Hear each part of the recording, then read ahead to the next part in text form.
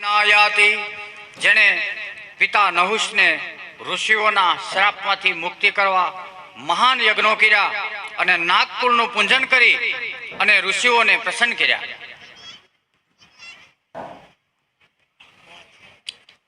અને પિતાને મળેલ શ્રાપમાંથી મુક્તિ અપાવી તેથી અયાતિને અહિનંદ કહેવામાં આવ્યા. આ અહિનંદના નામ ઉપરથી આ આહિર શાખાના ક્ષત્રિયો કહેવાયા.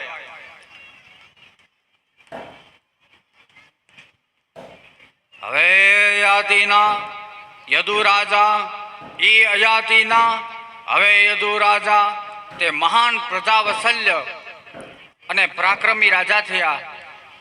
તેના નામ ઉપરથી જે વંશ ચાલ્યો તે યદુવંશ યાદવો કહેવાના.